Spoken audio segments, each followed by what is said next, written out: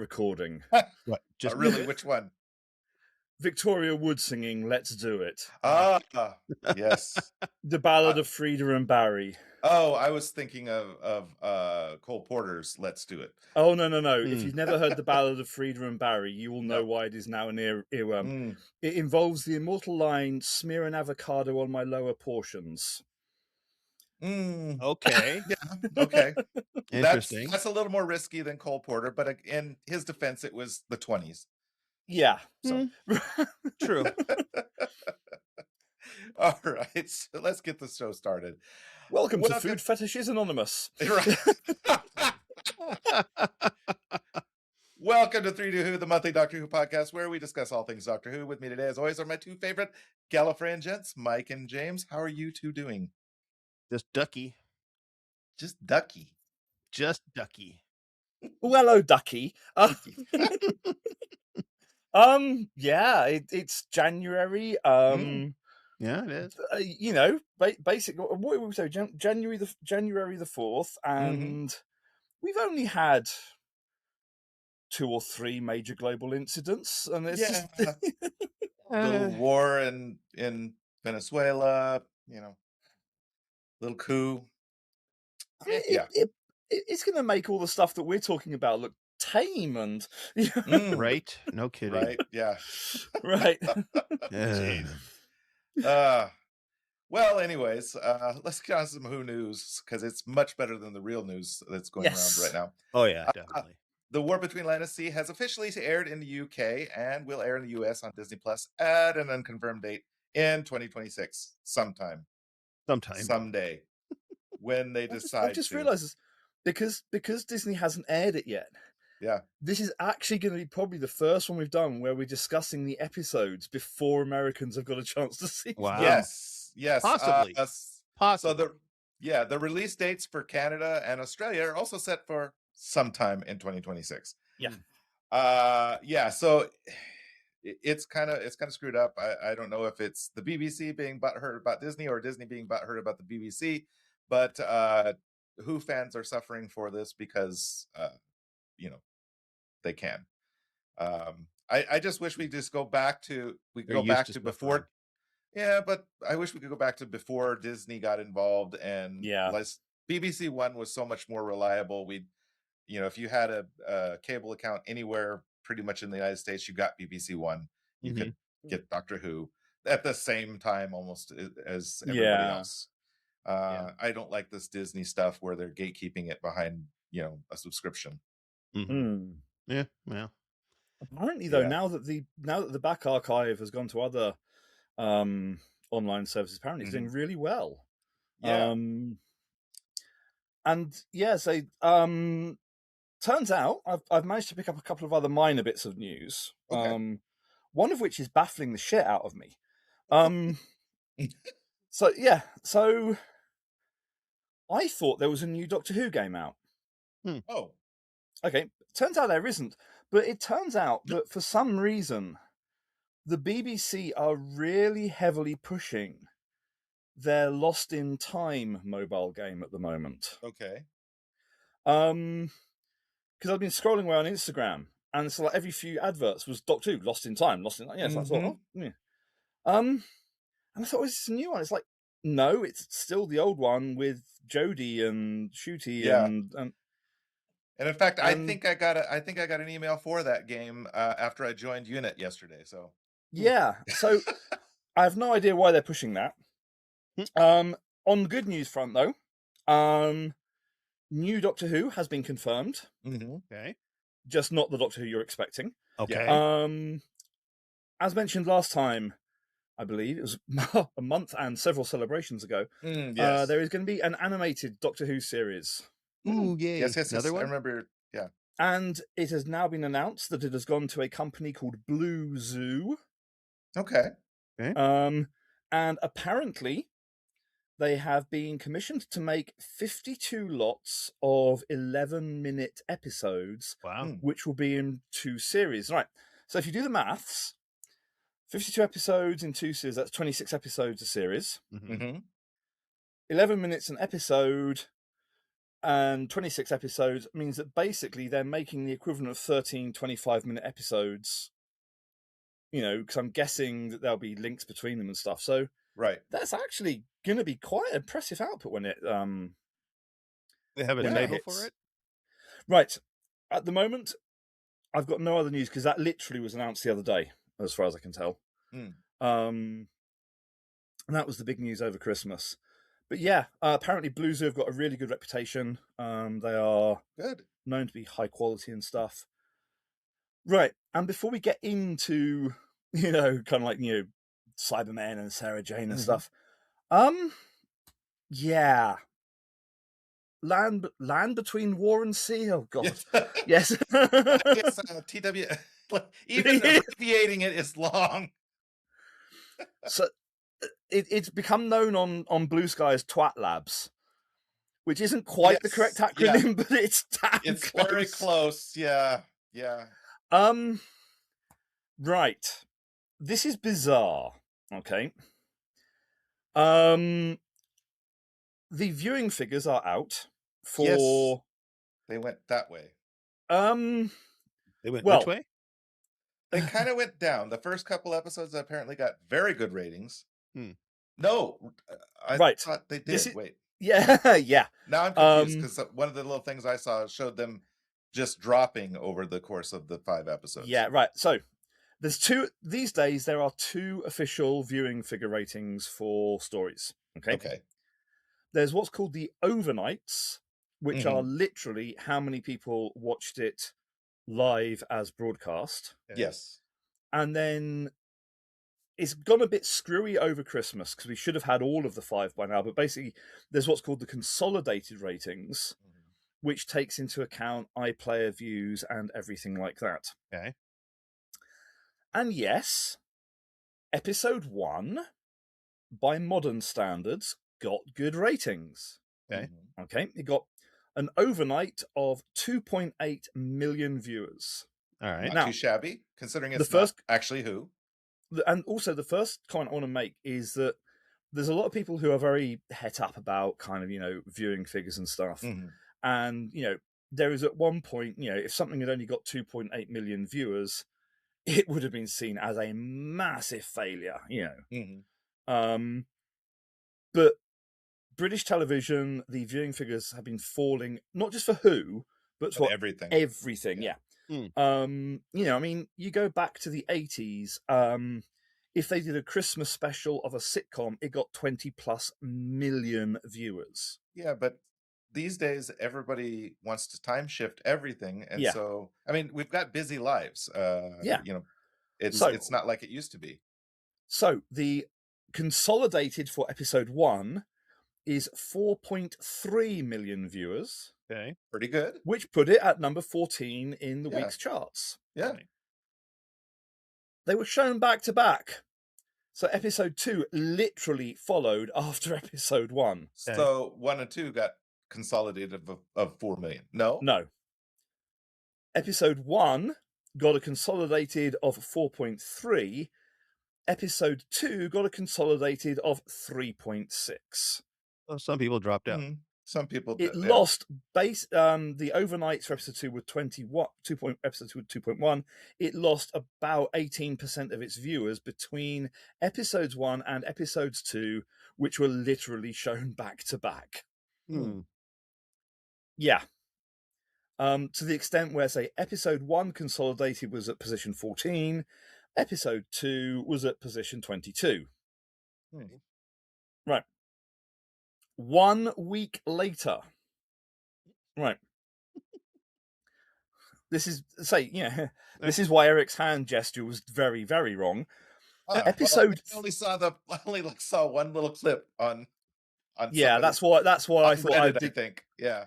That's why I thought I would dig out the numbers to get the truth about it rather than So episode 3, its overnights were 2.45 million. Okay. Not too shabby. So it got more overnights than episode 2, and actually its consolidated was 3.7 million, which put it at number 12. Okay. Episode 4 shown straight after episode 3, got an overnight of 1.7. Okay. Ooh. And a consolidated of 3.2, which put it at position 33. Okay. This isn't making sense. No. And then episode 5, right, at the moment, we only have the overnights for episode 5, because, say, with Christmas and New Year, consolidated is a bit lagging it behind. Yeah. Episode 5 got an overnight of 1.79. Okay. So again, it started at 2. The overnights went 2.8, 2.1, 2.45, 1.7, 1.79. I have a feeling though that these numbers are probably going to creep up considerably in January, just due to the fact that December is a really busy time for a lot of people. There is a 28-day consolidated figure as well. Yeah. Okay. But that's not paid as much attention to as the 7-day one. Yeah, unfortunately, I think broadcast companies are going to have to start taking into account that, especially when they do stuff like this on the busiest month of the year for everybody. Yeah. And that's you can't rely on these ratings numbers to set expectations. I mean, let's say the depressing thing is that on the overnights between episode 1 and episode 5, it lost 35% of its viewers. Well, I mean, look, I wasn't able to watch it until yesterday. Don't ask me how I got the files. Who knows? Because I got them though, and I wasn't able to watch because I was so busy through all of December. I just couldn't get time to do it. I couldn't even get time to download them. Yeah. Episode 1 did, by modern standards, do very well. Yeah. But episodes 2, 3, 4, and 5, they went down quicker than Russell Tovey on a fish. Spoilers. No, actually, I will have to say, the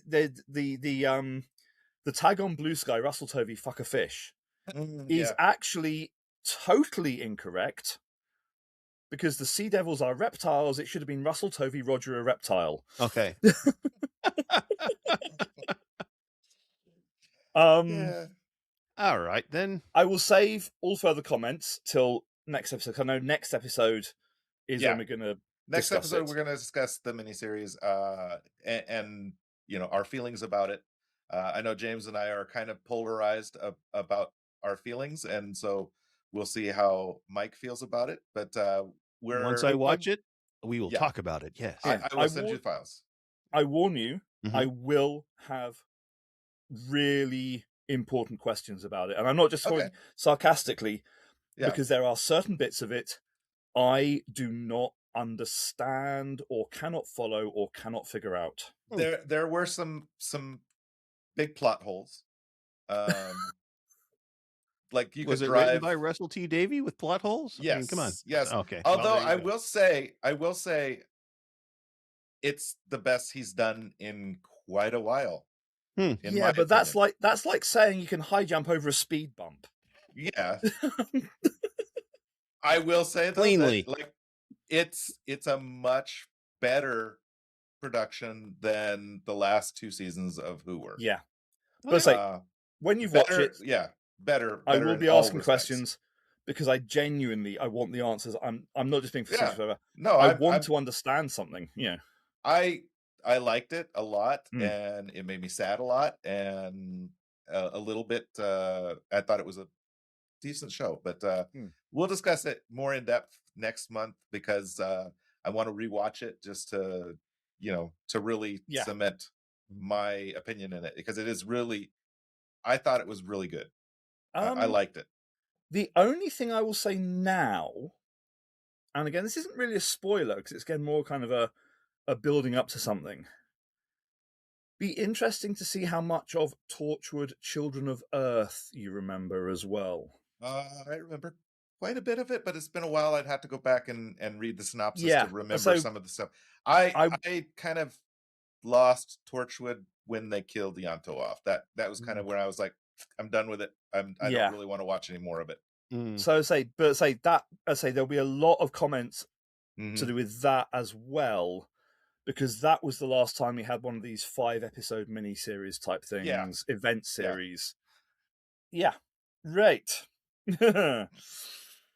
Anything else on the news front that you dug up, it's or no? January, God's sake, man. I know, there's nothing now. Yes, there isn't. We didn't even have a Christmas special this year. I know, it was terrible. Yeah, it didn't feel like Christmas without a Doctor Who. Yeah, there's been no major big Thingish news. There's been no kind of major merchandise news. It has been the quietest Christmas for Doctor Who since 2005. Wow. Yes, I will agree with that. It's been very sparse. I mean, the Sea Devils the War Between Land and Sea took a big chunk of the news up for the end of the year. But since it aired, the only real news is about when will the rest of the world get to see it. Exactly. Yeah, because Disney's being very coy about when they're going to release it. Right. Well, maybe they're waiting to see what the popularity was elsewhere before they release it. I mean, I don't think it matters for them. They're streaming. So well, that's true. And if they look on Blue Sky, they're going to see kind of like some people hate it, some people loved it, and there is no one in the middle. Yeah, it's polarizing. It really is, and I can see where people can fall on either side of it. But it's but more on this next month. Yeah, it's definitely something we're going to discuss in depth next month, because it's definitely worth a discussion. Yeah. Right. You wanted Cybermen this week. This month. This month we're going to do the Cybermen. So I'm going to say that I've cheated. I've looked at the show notes. I don't often look at the show notes in detail in advance. Right. Oh, so please don't take too much from my facial expression, because there's going to be one bit where you're going to possibly say something. If you hear a crunching sound, it's my teeth gritting. Probably. But remember, I am only just skimming the topics, and only what I can find. There's so much of the extended universe stuff I don't have any clue about. Oh, this is something to do with the TV series. Okay. And I may have got it wrong, and if I did get it wrong, please feel free to correct it. Oh, it's well, when we get there, we'll get there. Okay. So the Cybermen are a race of cybernetically augmented humanoids. They vary in design between numerous subspecies, and they originated independently through parallel evolution from several locations across time, space, and parallel universes, including Mondas Telos, Planet 14, Marinus. What? I got this directly from the TARDIS wiki.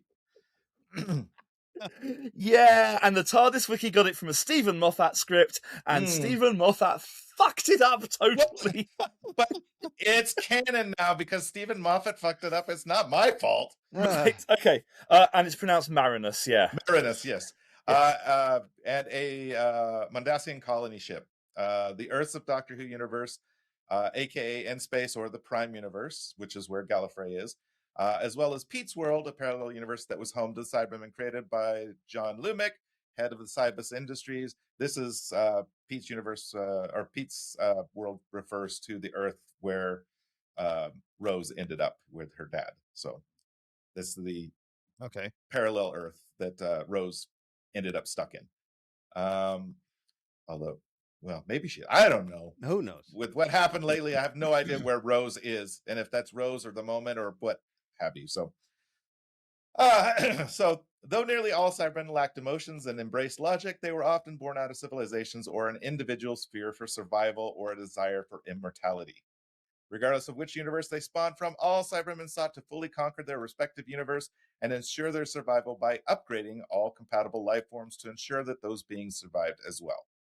So, kind of like altruistic, a little bit. Kind of, just sort kind of altruistic, like the Borg. Yeah, because they think they're right. So, yeah, it's on one hand, you're like, oh, well, that's kind of nice. They're trying to save everybody, but they're saving them by turning them into something completely different. Yeah. And they don't want to be saved. No, not that way, anyways. Not that way, no. Throughout the collective history of the Cybermen, there have been multiple cyber empires established and many different cyber wars, most often against humanity, that eventually led the Cybermen to being pushed to the edge of extinction. Ultimately, the Cybermen were always able to survive and rebuild from what was left, which ultimately allowed them to survive till the end of the universe. There are many Cybermen variants across time, space, and the multiverse, although all of them share a similar appearance, with some being more advanced than others. The Cyberman form was known as a cyber body or cyber suit, and nearly all of them were silver in color except for the Cyber Scouts, who are completely black. There was even a wooden Cyberman created for the Siege of Trenzalore. The head of the Cyberman was known as a cyber helmet and often had a pair of side-mounted handles on the left and right side of the head, which connected together at the top. All those Cybermondans had a third handle coming from the back of the head. Yay! Handles! Handles. Oh. There you go. That does away with your hair issues. Probably. Yeah. Sorry, I couldn't help it. As someone who has hair issues himself. Yeah. Or lack of hair issues. So different cyber variants had different vulnerabilities. The Mondasian Cybermen were unable to tolerate gold. Many were also vulnerable to electromagnetic pulses. Most were also vulnerable to their own blasters. The combination of solvents known as polycocktail was also able to incapacitate them. Extreme radiation also caused them issues, as well as the scent of a particular type of flower. Small arms fire did little to damage them. However, explosives, anti-tank weapons, and artillery shells took them out easily. Close-range attacks with lasers and energy weapons, such as those used by the Daleks, were also effective. So there's my technical overview of the Cybermen. I now turn you over to Mike and James to discuss the story side of this terrifying species. Mike, you go first because the extended universe is wild. It's going to take an extended amount of time. Bet. So I researched, as I was researching out for today's topic, I have to admit that although I'm very familiar with the Cybermen, they always confused me because they were always hell-bent on conquering other species to ensure that species' survival.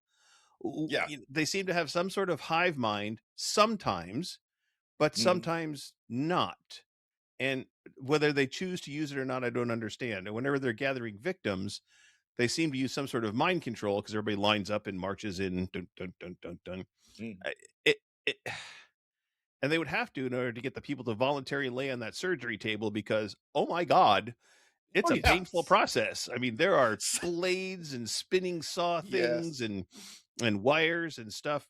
And they only take the brain out of the person and put it in the cyber body. And how is that accomplished? I mean, I don't see anything on those machines that pick anything up out of the head and put it. And what do they do with the bodies afterwards? Do they just, I mean, they got to have thousands of millions of bodies just laying around at that point. And how do they decide which quote unquote person is going to become the leader? And, it's just so bizarre with so many baddies in the Doctor Who world. They seem to have different abilities depending on their points of origin. Is that true? Okay. Yes. Okay. So far, at least in my little limited research thing that I did there, they're all kind of the same, but not the same. It's right? Like, it's just like, and then so if they came from another universe to a universe that already had Cybermen, do they try and conquer the Cybermen that are there? Of course, yes, that's what the Cyber Wars were, right? Because they're trying to make them our Cybermen, not your Cybermen, right? I mean, the Cyber Wars were mostly Cybermen versus humans. Yeah. Okay. So theoretically, if they encountered a planet that had Cybermen on it already, would they just say, "Oh, hi," or would they say, "Well, you're a different Cyberman, so we're going to conquer you"? I know that the ones that were that came from Pete's world were the way that the Mondasian Cybermen got over their gold allergy. Okay. Apparently, they used technology from the Pete's world cyber men to correct that flaw. Sure. Apparently, why not? That's what I read in some of the other ones. I don't know. I mean, I don't know how they did that, but yeah. I guess assimilation will do what it needs to do. And if they keep the brain intact, how do they remove the emotions from the brain? Because once everybody goes into the Cybermen, they're just all walking. They have the emotional inhibitors, which apparently on the Mondasian ones was the third rail in the back. Okay. What I read somewhere was that the third rail in the back on the Mondasian ones was an inhibitor. Yeah. And they also seem to be one of the more easily defeated baddies in the Doctor Who episodes. So, you know, I don't. A lot of times, if I'm watching a Doctor Who and they're going to talk about the Cybermen, I'm like, I kind of half pay attention because, Cybermen, they're going to be defeated. You never know what's going to happen, but you do know that they're going to be defeated enough. And when did they start to fly, and why? I mean, they didn't fly because the Daleks got to fly. That's. And if radiation affects them, how can they fly out in space? I mean, there's just way too many plot holes with the Cybermen. Well, there's a lot of plot holes with all the baddies in Doctor Who, but Cybermen. If there weren't plot holes, the Doctor wouldn't be able to exploit them. Right. And so now, am I wrong about the hive mind? You're right about one really important thing. What's that? They are so wildly inconsistent that basically they are the equivalent of, we need a monster to sell a story. We'll make it the Cybermen, and this month they'll do whatever the story needs them to do. Awesome. Perfect. Because they're the sonic screwdrivers of Doctor Who bad guys. I mean, even in New Who, they cannot decide if it's just the brain that's in there, if it's the full body that's in there, what's in there. In Dark Water, they make it very clear that there's the full-blown skeleton in there. And in other episodes, it's the brain. And in other episodes, no, it's a cybernetic frame draped in a wetsuit type thing, because you can pull the stuff back and see the hydraulics and everything. And it's like... Famously, the Mondasian Cybermen had bare hands, so their hands were human. So they are really wildly inconsistent. Part of that, I think, is the costuming evolution that made them look more Iron Man than the original Cybermen. Right.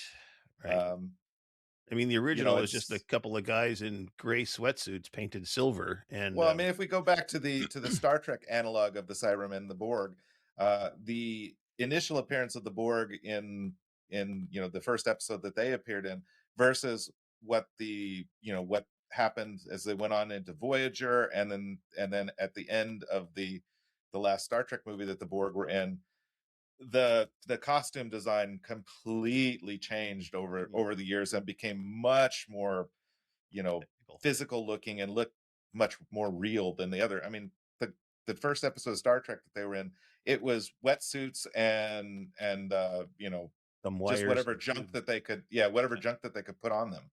And as it went on, it became much more realistic looking.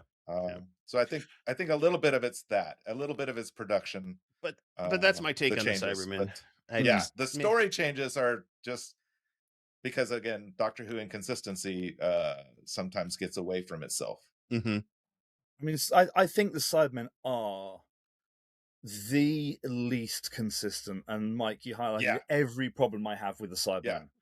You really did, they are fun, though. I mean, I find them to be one of the fun villains, and a little bit scary. If you're looking at them. For me, the Cybermen are scary, but the stories are terrible. And as you say, it's like suddenly, randomly, they can fly. What? Well, I think it's when they got that Iron Man suit. I mean, the repulsors were built in, and so. And then what do they do once they convert everybody? Tony Stark's fault.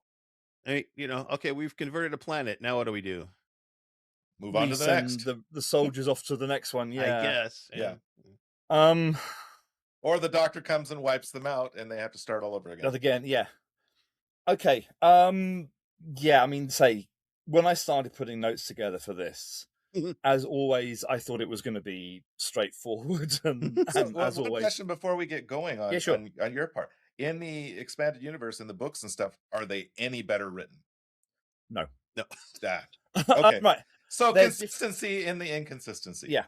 Perfect. And the problem is, at the fundamental heart of the problem is no one can decide what is inside a Cyberman. In every single story, or every single era, or every single kind of like design window type thing, the contents of the Cyberman changes completely. Right.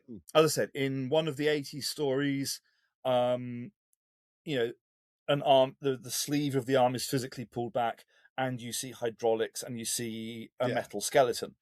In Dark Water, as I said, it is explicitly stated that it is a human skeleton inside there. Right. In other ones, it's just like, in others, it's the brain. Like, if it was just the brain, how the hell did the Doctor keep Handles alive without the rest of the Cybermen? Yeah. That's big plot holes. So and as I said, I thought it was going to be, I would say easy, but I think, because there's so much of it. I mean, they are almost as bad as the Daleks.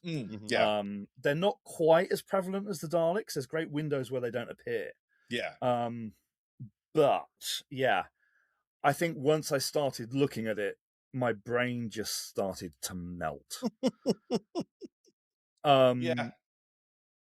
So we'll start off with classic series, because there's a very, very good guide to the classic series Cybermen. Okay. I've mentioned this book before. This is Cybermen. This was written late 80s, so it was before the classic series had even finished. Okay. And it is a fantastic effort to make a coherent cyber universe. Okay. Which then, when the series came back, everybody's... no, before the series came back, it went out the window. And actually, the guy who did it, David Banks, played the cyber leader. And he still plays the cyber leader on audio. And, it came out on a series of 4 cassettes as well. You got the early Cybermen, Cyber Nomads, and I couldn't find the other 2 quickly, so I can't remember what they were called. But it came out as a series of 4 cassettes as well as the book. It is an amazing effort. It's told through fictional characters. It's told as though all the events are real and everything. The tapes have since come out on CD as well, and they're available on download on all kinds of services. And it's a fantastic... If the classic series had been the end of it, it would have been the definitive work. Right. But it wasn't. Until you then bring in the external universe. Because, of course, Cybermen first appeared in the last First Doctor story, 10th Planet. So, therefore, none of the First Doctor comic strips have got Cybermen in. But they are in a whole load of the Second Doctor comic strips. Okay. The first one is The Coming of the Cybermen. No. Is it Nuts and Bolts? Nuts and Bolts, yes. Yeah. You then got Flower Power. Nuts and Bolts. Yep. Yeah. Flower Power, which is where your comment about the kind of, allergic to the pollen of certain plants comes from. And that comic strip even had Cybermats in it. There was one called Eskimo Joe, which had Cybermen on skis. I'm just picturing that in my head. No. And the bizarre thing, which I had actually forgotten until I went back and looked at my copies of some of these strips. The Cybermen in the Second Doctor comic strips, even though, there's Cybermats in them, so they kind of clearly come after Tomb of the Cybermen, they are still all based on the Mondasian design. Okay. And so the 60s, The second Doctor era is very cyber heavy. I'm going to make a comment about the 60s stories in a minute. Bizarrely, Jon Pertwee, not just on TV, but in the comic strips and everything, no Cybermen. Cybermen just disappeared for like 5 years. They cameoed in one third Doctor story. They're literally on screen for about 2 seconds. When they're described as a blob in a snowstorm. We're back to the coming of the Cybermen again. There you go. A blob in a snowstorm. The fourth Doctor on TV only got one story with them. They kind of fell. I don't know why they fell out of favor so much. And then their fifth Doctor story, Earthshock, is the infamous one. There's a magazine in the UK called the Radio Times, which is basically kind of like the main listings magazine. And in the 1980s, especially, if you were offered the cover of the Radio Times, it was huge. It was huge. Yes. John Nathan Turner, who was the producer at the time, was so determined to keep the return of the Cybermen a secret, he turned down a Radio Times cover. Whoa, that is talk about shooting yourself in the foot. No, because basically the whole country went, what? So yeah, wow. I mean, these days we are so used to kind of like things leaking, But John Nathan Turner, calculated, they're calculated leaks to get people interested. He turned down a Radio Times cover to keep the return of the Cybermen a secret. Okay. Fair enough. And if you haven't seen Earthshock, the Return of the Cybermen is the least shocking thing in it. Yeah. Beryl Reid, who was 60-something at the time as a hard-bitten spaceship captain, is probably the most shocking. Well, yeah. I'm not... Yeah. And then, kind of, they kind of got relegated to like one appearance per Doctor kind of thing. And bizarrely as well, for the first half of the Wilderness years, they were not a big thing either. In the Seventh Doctor, New Adventures, they're in one book, and that's it. It is a book called Iceberg. Okay. Bizarrely, and this might not seem much these days, but at the time it was a big thing, it's a companion light book. Because what they did was they did 2 stories that essentially ran concurrently. One which was Doctor Light, one which was Companion Light. The Seventh Doctor encountered the Cybermen in Iceberg, and it was written by David Banks, voice of the Cybermen. He's an amazing person, and this is one of the more bizarre things from the Wilderness years. Iceberg was even turned into a talking book, but not for general release. It was done as a talking book for the Royal National Institute of the Blind. There were like 60, 70 Virgin New Adventures featuring the Seventh Doctor, and 2 of them got turned into RNIB audiobooks. Iceberg, though, has been doing the rounds on various sites for a very long time.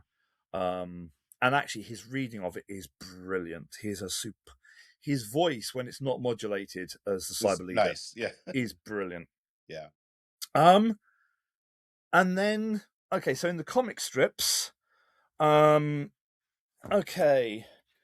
got a Seventh Doctor and Ace one called The Good Soldier. This is the paperback. Set in 1950s America, sort of. I won't give away the twists. And, although the Daleks are on the front of this one because, kind of like, Daleks are important. Dalek Mania. There was hold on, I can't remember which one is in there. There is kind of like reference to the Cybermen in that one. And then, more importantly, recently come out the Cybermen backup strips from the 70s. These are love the cover on that. That's really nice. Right. And then the 8th Doctor comes along, and suddenly Cybermen are of the moment again. So 8th Doctor TV movie, and then in the comic strips, not in the DWM ones, but in the Radio Times comic strip that was done to accompany it, the Cybermen are his first villain. He's battled them in audio, and then when the BBC took over the books, they've cropped up in all kinds of books. There's Illegal Alien, which was a 7th Doctor and Ace book. There is Plague of the Cybermen, which is an 11th Doctor novel. Yeah, they start cropping up far more routinely. Right. I've got a few other odds and ends before we get into the weirdness of the Cybermen. Which is the first one I want? Basically, yeah. Spoiled for choices. Yeah. Right. In the kind of when the new series came back, we got loads of books like this. Doctor the Visual Dictionary. This is fun. I like this. So there's a big double page Cyber Centerfold. Ooh, yes.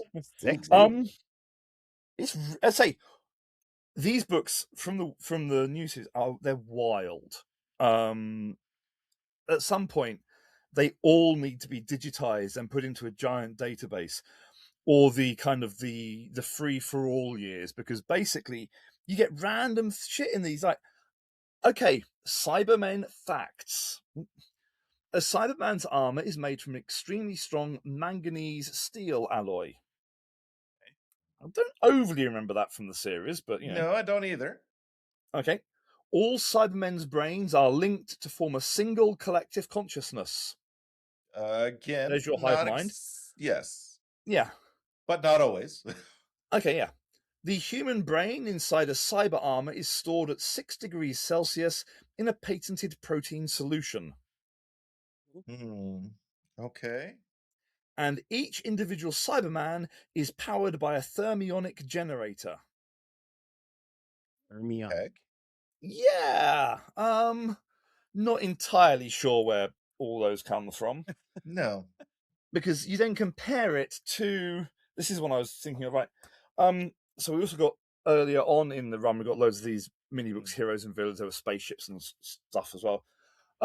This is an extract from the script for the 10th Planet. The sleeve on the arm of one of them slips back. Instead of flesh, there is a transparent arm-shaped forearm containing shining rods and lights. There is a normal hand at the end of it. A close-up of one of their heads reveals a metal plate running between center hairline, front, and some occiput. Yeah. And yeah, by the way, there is a picture of the Mondasian one with its third thing at the back, but I have no idea where this idea that that's the emotional inhibitor came from. I think it was. I don't remember exactly which story it was, but they did reference it when I was writing my thing. Right. But apparently it was on them. The third one was where the emotional inhibitor was centered. They are tall, slim, with one-piece, close-fitting silver mesh uniform. Their faces and hands are normal, but under their hair on the head is a long, shining metal plate stretching from the center hairline, front to back. Brackets, this could be disguised by a hat. Hey. Their faces are all rather alike, angular and normally good-looking. So when you look at what the original idea for them was, it was not what we got. The bandage-wrapped mummies, On the front of their trunks... It looks more like a neoprene ski mask. Yeah. Yeah. On the front of their trunks is a mechanical computer-like unit consisting of switches, 2 rows of lights, and a short, movable proboscis. There's the coming of the Cybermen again. Yes. That short, movable proboscis. They carry proboscis. exotic sidearms, and at the elbow joints and shoulders, there are small ram-like cylinders acting over the joints. Okay. Because, of course, the original idea was that they were enhanced people. They were not kind of like, replaced people or whatever. Yeah. They were more, their original idea seems even more Borg than the Borg. Than they ended up becoming. Yes. Because now they look like knockoff Iron Men. They do. Yeah. Yes. I think I've mentioned one of these books before, but after just their first Series 2 appearances, they got a little fact book, complete. I mean, in fact, if you looked at the center of his chest, he's got an arc reactor too. Right? Yeah. So, and there's a sweet little short story at the back there called, what's this one called? Going Off the Rails. Okay. At the height of Doctor Who mania, you had a Doctor Who model making kit where you could make a cardboard, press out and make cyber helmet. Nice. Okay. Series 3 was when they started, or Series 2 and Series 3 was when they started doing things called quick reads books, which is an attempt to get kids back into reading. The second one was a 10th Doctor and Martha one called Made of Steel. Guess who the villains in that are? Written by it's got to be The Silence, right? Yeah. Written by Terrance Dicks, the god of Doctor Who fandom. I found something really, really weird when I was looking at my collection. I've got 2 copies of this. Oh. My dicks are different sizes, though. Oh, I hate when that happens. It's terrible. The bizarre thing is, though, say they don't claim to be different editions, but they've got different ISBN numbers. But the page layout is exactly the same in each one. It's just like, that is bizarre. Weird. Yeah. As somebody who used to work in a library, I am confused by how that happens. I'm wondering if there was like a box set or something that they were put into or something. Maybe that's possible. Yeah. That's very possible. Yeah. Now I'm not saying that there was lots of cyber merchandise at the height of the mania, but was Doctor Who Adventures gave away, for example, Cybermen playing cards. Nice. Ooh, cool. They gave away, again, in lots of different sizes, elasticated cyber masks. I don't think that one fits you. No. You're not going to pass as a Cyberman with that. That's a baby Cyberman. Yeah. That's a cyber baby. Cyber baby. Oh God, I've got the Muppet Babies scene going through my mind. Just replace Muppet with Cyber. Or the PC babies. Right. Yeah. In reverse order, though, I've got 3 from the modern years and 1 from the 80s. Right. In third place of bizarre shit you never knew you needed, what do you think this is? I have no clue. It's a coffee mug. It's a cyber Etch-a-Sketch. Oh, okay. Okay, I do need one of those. Yeah. That is too cute. In second place for modern, this was given away by Doctor Who Adventures. Are you ready for this? This is a fully branded Cyberman disposable camera. Oh. Wow. And if yes. if you thought the Cyber Babies one was bad, grow your own Cyberman. Oh no. But okay, my winner from the late 80s in terms of what the hell? A Cyberman lampshade. Okay. What the hell? Because if you didn't need to, if you weren't trying to scare your kids witless enough, there is, they did a Cyberman one and they did a Dalek one, and I've got both of them. And this is a Cyberman lampshade. Yeah. Right. The only thing I'm going to comment on, because I mean, this is something that I've ranted about over many times over the years. The Cybermen were invented by scientists. I don't mean by in the fictional universe. I mean the kind of like in our universe, written by Dr. Kit Pedler. Okay. Yeah. And you look at the stories that they had in the 60s, they have probably some of the worst science in the whole of Doctor Who in them. Yeah, and when you consider that in the 60s, 70s, we were really starting to get into the science of bionics, and it was well established. People knew where it was going. It has continued to march on in the direction everybody has thought it would. I don't mean the bionics. I mean, in 10th Planet, their home planet, Mondas, comes into the solar system, parks itself near the Earth, shares the Earth's orbit, and does not disturb a single ripple in the ocean. No. And what's more, and they cannot pass this off as a bad special effect, they show you Mondas rotating. It is rotating so fast that in about a 5-second shot, the whole bloody planet rotates round once. Well, that's why they have to be Cybermen, in order to stand up to that kind of gravitation. I mean, I say, the stories are just, they are bizarre. In one of them, they try to smuggle Cybermats on board to a space wheel because a star that is 5 light years from the Earth has just gone nova, and we're going to need the laser on the space wheel to shoot all the meteorites that are just about to hit the Earth from this star going nova 5 light years away. That's gonna take a while for it to get to Earth. They've got plenty of time. Plenty of time. And for a species that is allegedly purely based on logic, I defy anyone to sit down, watch Tomb of the Cybermen, and explain the logic of that story. Right. Gonna end Cybermen, though, with, Moffat pissing me off massively. Right. Well, I mean, Moffat pissed everybody off massively, so... There's a huge confusion caused by the Target novelizations. Okay?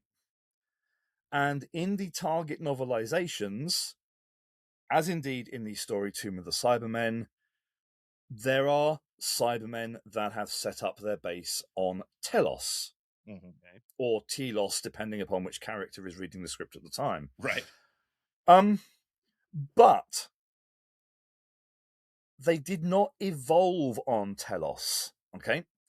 So Moffat's idea that, there's concurrent evolution from the people of... Right. The line in the Tomb of the Cybermen is explicitly, you had destroyed our first planet and we were becoming extinct. These are Mondasian Cybermen who have relocated themselves to Telos. They are not a totally different species. Right.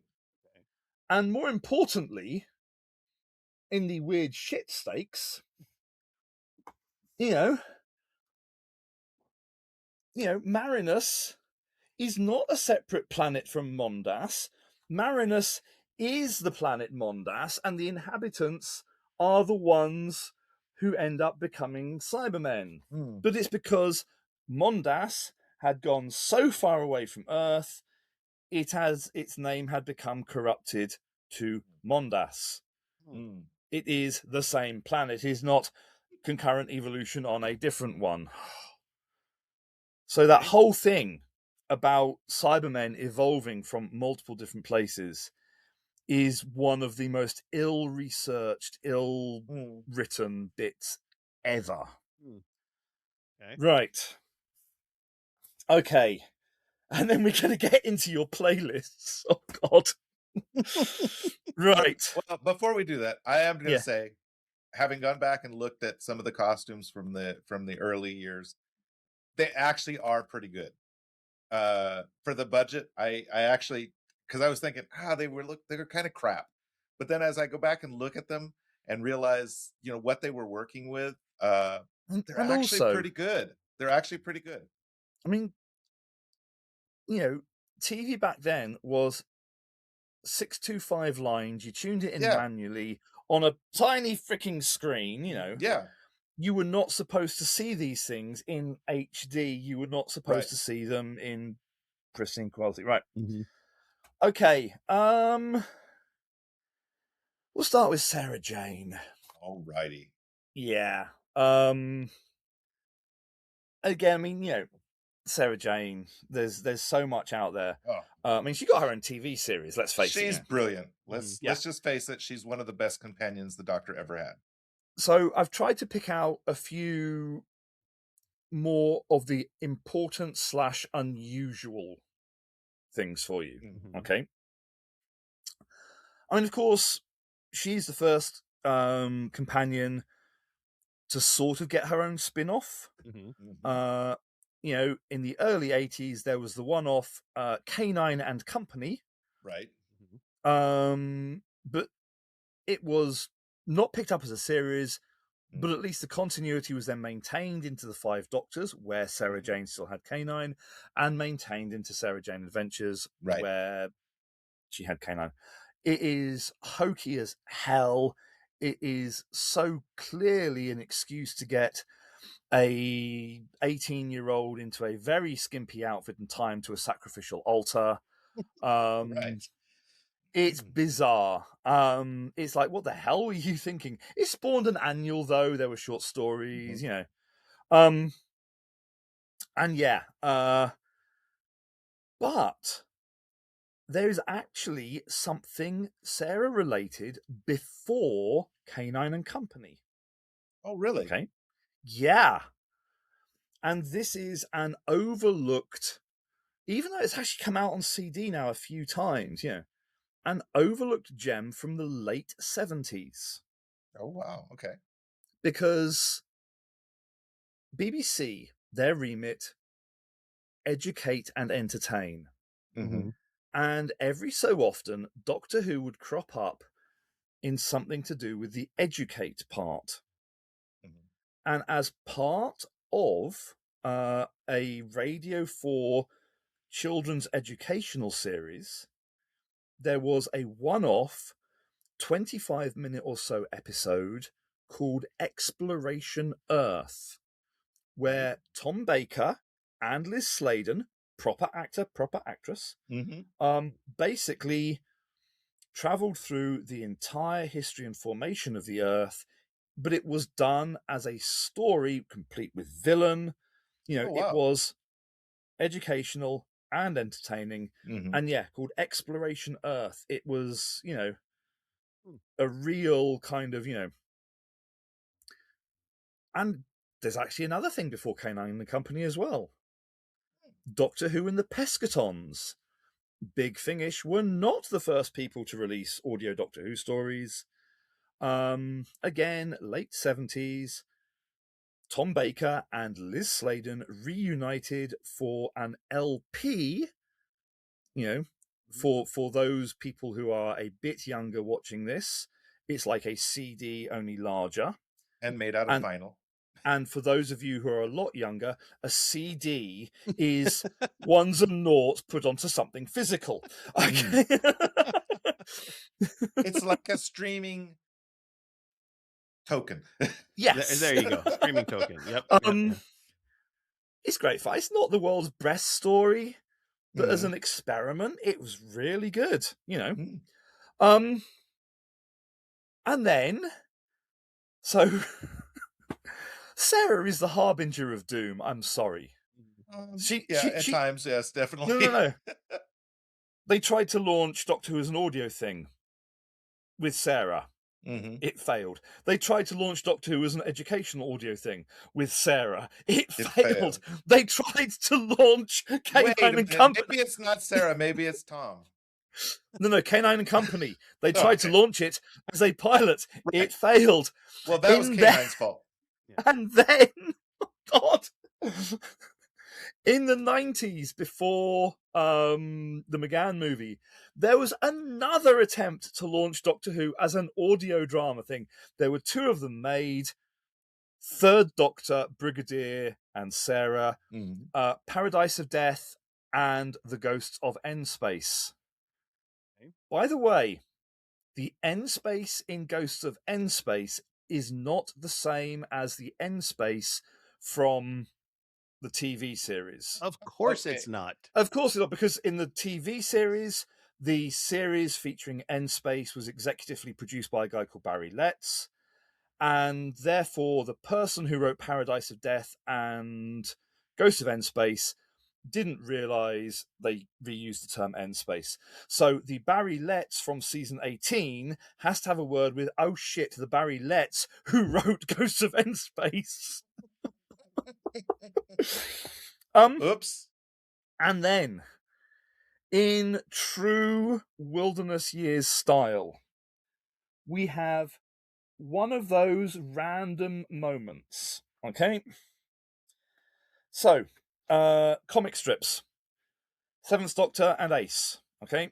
Because basically the series is off air but not cancelled. It's really weird shit scenario.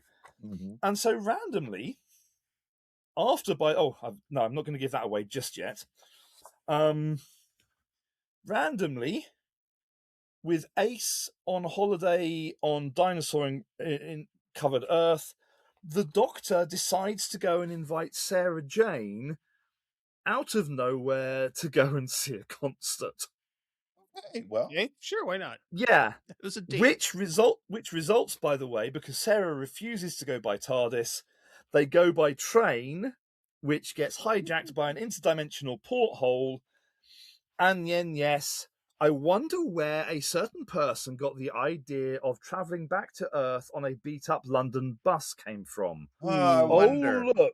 Yeah. Right. I mean, I will have to say, Sarah was smart in that respect, because every time the Doctor has taken her somewhere, he's never dropped her off where she was supposed to be. No. Yeah. Or when she was supposed to be. Yeah. These days, Sarah, Liz Sladen, long since departed, sadly. Mm-hmm. But Big Finish have brought Sarah back twice. Okay. Nice. They made, before Sarah Jane Adventures, 9 of their own Sarah Jane stories.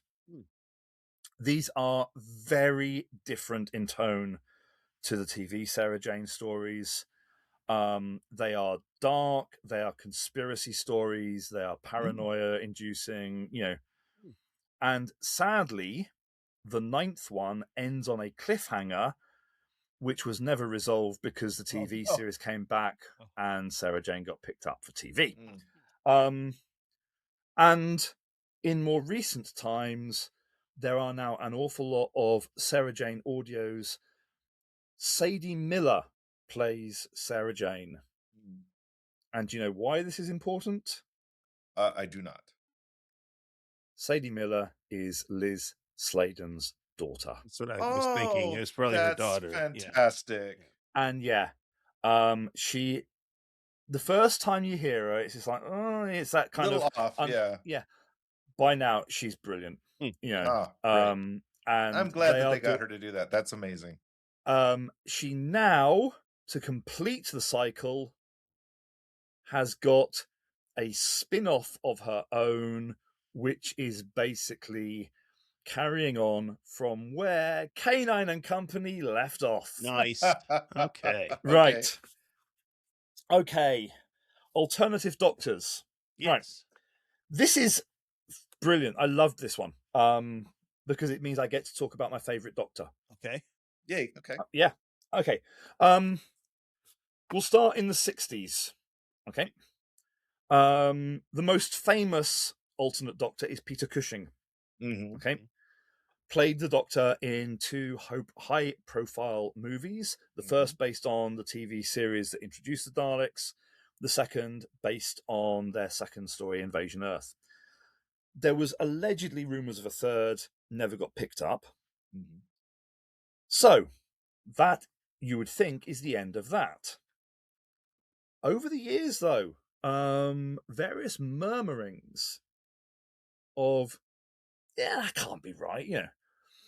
Turns out, and sadly, this has never been found, but it is verified because the script exists. They were going to make a radio series of Doctor Who featuring Peter Cushing as the Doctor. That would have been so good. The script is available and there is a fan production of it, which is absolutely brilliant. I will see if I can dig out a link to it. I've got a copy of it, but I want to make sure that the right people get linked. I know one of the people involved with it. We chat a lot. I'll make sure that he gets the credit because it's really good. Okay. And then in the 70s, they tried to launch Doctor Who as a stage production. Mm-hmm. Okay. One of many times, actually. There's one in the 60s, there's one in the 70s, there's one in the 80s. Doctor Who, 7 Keys to Doomsday. Ooh. Like two notable things about this. Firstly, yep, it is an alternate Doctor, but it is a Doctor that theoretically slots in between Jon Pertwee and Tom Baker. Okay. Because basically the play starts with an ill, dying Doctor, and 2 people get worried in the audience, get up on stage to help him, and end up being whisked off in the TARDIS. Okay. And one of them is played by Wendy Padbury, or was played by Wendy Padbury, who on TV also played Zoe Herriot, companion to the Second Doctor, making her the first person ever to officially play 2 different companions to the Doctor.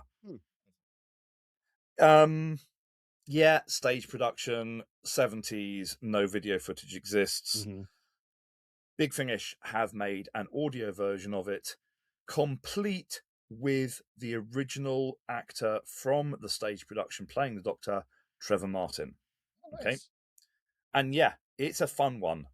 They've taken what was quite a complicated production, they've turned it into a reasonably good audio. Right. That brings us to the 80s and the stage, and someone who was a Doctor for 1 performance. Okay. In the 80s, there was a very lavish stage production called Doctor Who: The Ultimate Adventure. There are various video copies of it floating around on YouTube. When it was started, Jon Pertwee was enlisted as the Doctor, and then eventually he left the production. The script was tweaked and Colin Baker took on the role. But for 1 night only, Jon Pertwee fell ill. Very unusual for Jon Pertwee, actually. This is the guy who actually in his radio career,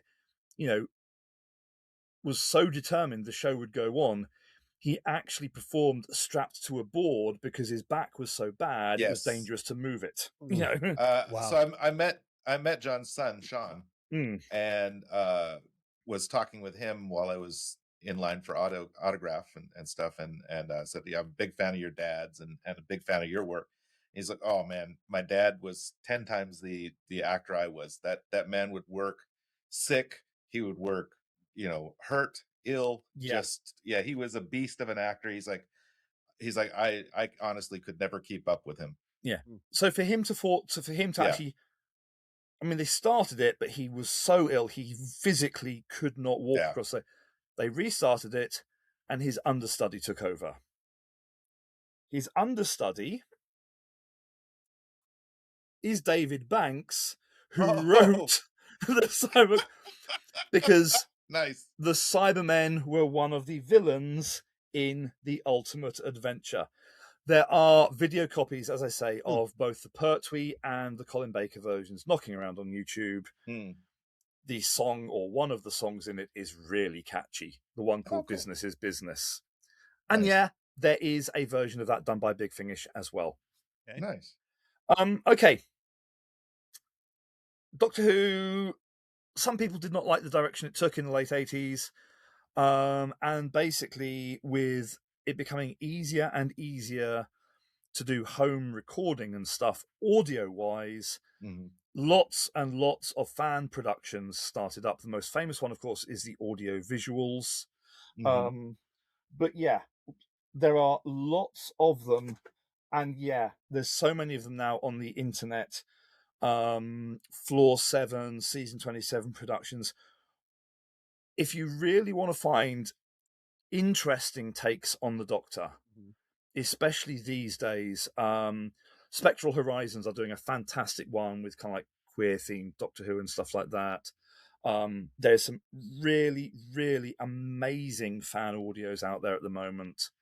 And yeah, audio visuals were the first ones, but personally, I'm not a huge fan of them. I do think there's a lot of much better fan stuff out there, but they were the first, so I suppose I should really give them the credit for it. They lasted into the start of the 90s. And yeah, back to the comics. If I can find the relevant a better page. It's not exactly an alternate Doctor, but when Doctor Who was actually a comic strip in two different productions, 2 different magazines at the same time, one of them had a story called Who's That Girl? In which a female Doctor emerges from the TARDIS. I am not saying what is going on. Dig it out if you want to find out. Again, all of the comic strips float around the internet regularly. Who's that girl? Doctor Who girl. Find out just exactly why a female emerges from the TARDIS as the Doctor. Right. And then to complete the story, Big Finish, who occasionally are accused of playing it safe, although that's these days partially because of the constraints of their license and everything. They released, initially, it was a set of 6 stories in what was called the Unbound range. Okay. Each story had a different person playing the Doctor, and it was basically a what-if range of stories. Okay. So, for example, the first one, Old Mortality. What if the Doctor had never left Gallifrey? Okay. It's a good what if. Yeah. You've got, I'm just trying to think of ones that I can give. Basically, what if the Valyard had won? Another good one. There was a very controversial one called Full Fathom 5, where they didn't put the what if on the back because they didn't want to give certain things away. And the what if in Full Fathom 5 has become a little bit awkward. Yeah. But I don't want to say too much because it will give stuff away. Yeah. There was the awful one called Exile. Seriously, even the writer of it has said that he went too far with it and it was bad. Yeah. But there is one called Sympathy for the Devil. Okay. David Warner, the magnificent actor David Warner. If you can't place him, he was the Russian scientist in Cold War, Doctor Who, Ice Warriors, Dr. Clara, the one who's obsessed with 80s music and stuff like that. His what if was, what if the Doctor turned up late? Okay. In other words, the Time Lords thought they were exiling him to Earth in time to help UNIT. Whoops! The Doctor turns up just a little bit too late. They did 6. Oh, that would have been, now, thinking back to those stories, that would have been pretty rough if he turned up late. They did 6. They went down really well. They did a 7th one, which went back to the same actor from the What If the Doctor Never Left Gallifrey. Again, not my favourite one. They then did a big one with the David Warner Doctor, with Nicholas Courtney as his companion. Yep. The David Warner Doctor ended up traveling the universe with the Brigadier. And you think, oh, they've done 8 of these. They were magnificent. And then many years later, in the Bernice Summerfield range, Bernice Summerfield, my favourite time-travelling archaeologist, she is giving a lecture. The TARDIS arrives. She makes an apology to her student, says, oh, it's just my old friend who's turned up. TARDIS doors open, and it's the David Warner Doctor, who accidentally then whisks her off to another universe. If you're going to kidnap someone, take them to another universe, you know, make it... Right. That's the laws don't apply anymore. The first 2 boxes basically form an 8-part story. Benny is the main character. David Warner as the Doctor is very much her companion. Okay. It's an amazing dynamic. And at the end of those, it's no surprise to say, they finally return to Benny's proper universe, but the stories continue. And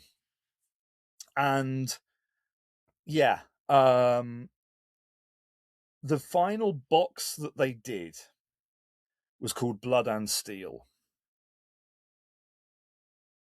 I'm not saying I burst into tears during it, but to bring everything, almost everything together in one go, it's Warner Doctor, Bernice Summerfield, 1930s Germany, and the Cybermen. Okay. It is a gut-wrenching box. And although that was the last one they did, because sadly David Warner has passed away, of course, they had enough banked for various other releases that David Warner's Doctor does crop up in a few other stories as well, which does mean that Big Finish have kind of made it official that there is a Doctor in every universe. Okay. So, yeah. Right. And my one was comedy, because I don't want to end on Nazis and blood and stuff. Right. Yeah, good thing. Yeah. Comedy is a difficult one because, of course, comedy is different for everyone. Everyone likes different things. There are lots of light-hearted stuff, and not all of which is to my taste, but it's my playlist, so I'm picking the ones I wanted. Right. 10th Doctor audio, Infamy of the Zaros. Okay. 2 reasons I'm picking it. It's 10th Doctor, Rose, and Jackie Tyler, which is... Okay. And it's also set in my old home city of Norwich. Okay. Oh, jeez. Okay. It's an alien invasion of Norwich with the 10th Doctor, Jackie Tyler, and the aliens are not the most sensible ones that there are. Okay. Also, on the audio front, there is a 4-part Tom Baker story. From the days when they were a bit naughty and they released the 4-parters in 2 separate releases without saying that there was a cliffhanger at the end of the first one. The first one is called, the first 2 parts are called Trail of the White Worm. Oh yeah, you've told us about this one before. The second part is called The Poseidon Adventure. Okay. It goes from reasonable drama with a certain light-hearted touch to seriously full-blown farce, duplicates, not knowing who is who, running around. A little bit of slapstick. And I'm not going to say the name, but the Doctor ends up, in the very end of it, having to escort a horse into his TARDIS. Okay. Yeah. If you want black comedy, and this is where we start to realise that, comedy and tragedy do blend together. So this is not an out-and-out comedy. The Holy Terror, one of Big Finish's earliest productions, it's on Spotify, is the first 3 episodes are brilliant. Black comedy, really macabre, but done perfectly. And then because they've set everything up as this wonderful comedy, part 4's terror, violence, it destroys you. You know. Okay. Similarly, comedy tinged with tragedy, a book, 8th Doctor book called The Crooked World. Okay. Now, because of course there are various, copyright issues and stuff, you cannot, for example, have the 8th Doctor meeting up with Porky Pig. Okay. You can have him meeting up with Streaky Bacon, though. The Crooked World is what happens if the 8th Doctor ends up in the equivalent of a Looney Tunes cartoon. Nice. Okay. But, yeah, ending is difficult. The other 2 I'm going to recommend, one of them is a book called Sky Pirates. There is an exclamation mark at the end of it, which is just a truly bizarre comedy, but it does have my absolute favourite TARDIS lineup of the Wilderness Years: 7th Doctor, Bernice, Chris, and Roz. Okay. It's very early on in their time, and if I say that to break the ice, the Doctor accidentally makes Chris naked in front of everyone else. And Benny's comment is, I was joking about the vestigial bone. But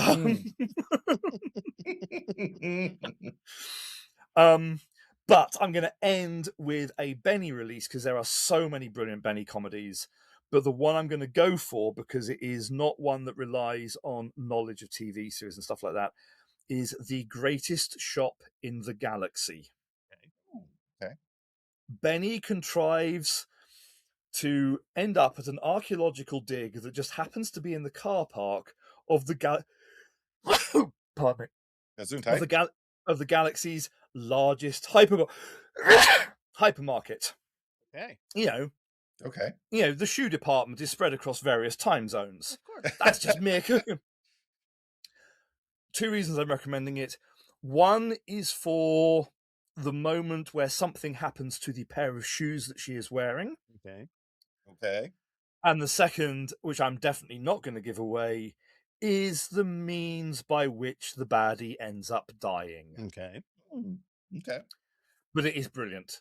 And it's also actually, by the way, a really good story as well as being deeply wicked. Nice. Yes. Yeah. Nice. Right. So I'm going to need some more playlists because I'm, Oh, okay. Let's see. Let's go with, how about give me another of my favorite companions, Donna Noble. Oh, that's going to be it because, of course, Donna not being in it till like 2009 means I'm going to have a limited window. But yeah, okay. But yeah, I mean, I'm sure there's plenty out there. Believe me, there really is. Right. Because Donna's a loved character across the universe. Okay. So we've got Donna and Mike. I'm going to go with a baddie. My most scary baddie that terrifies me is the Weeping Angels. Ooh, good choice. Yeah. Funnily enough, I can see one of the entries for the Weeping Angels from where I'm sitting. Nice. Okay. Okay. Right. And my one. It is 2026. It is the 30th anniversary of the TV movie. So to get us into this, because the episode we released kind of like end of February, so it'll give people time to kind of get into the 8th Doctor spirit, I'm going to do a list of the absolute must-hears reads, whatever's for the 8th Doctor. Nice. Sweet. Yeah. 8th Doctor is... he's actually really good. I mean, we've covered him as the main thing, but I think actually narrowing it down and saying these are the kind of the best of the best, definitely. So we've got Donna, we've got Weeping Angels. Do you know the really sad thing? You know that Grow Your Own Cyberman? Yes. I've got to grow your own weeping angel as well. Okay. Very cool. Don't grow it. Do not grow it. Don't grow it. Don't look at it. Yeah. Don't blink if you do look don't at blink. it. Yeah. Right. All right. We have 3 playlists for next month. They're going to be great fun. Cool. These are going to be good. And we already know what we're talking about next month because we already discussed it earlier in the episode. Yep. But it will that be. Is not what is, that is not what is meant by fish fingers, though. No. Although some of the jokes in that were really pretty good. Yeah. Yeah. There were some good funny moments in it. Yeah. Right. But anyways. All right. Thanks for joining us on another journey through time and space with the Doctor. Remember, you can support the show by liking and subscribing on YouTube or subscribing on Buzzsprout for as little as $3 a month. You can send us an email at 3doohoo@gmail.com or a text from 3doohoo at Buzzsprout. Link is at the top of every episode show note. But remember always to include the information about the episode you're inquiring about and a way to contact you if you wish to be contacted. Because that's not a feature yet on Buzzsprout's thing. So please let us know if you want us to respond to you. Follow us on Blue Sky at 3doohoo.bluesky.social or join us on our Telegram group chat at 3doohoo. Thank you, everyone. Thank you for listening. Yes. Or watching. Whatever you do. This is a video podcast. Yeah. Yes. Whatever you do. However you consume us. Yes. All right. No, that sounds wrong. It does. However you, whatever you do. Bye now, guys. If you put us in your eye holes or in your ear holes. Yep. However it goes. However it goes. All right. Goodbye. Goodbye, everybody.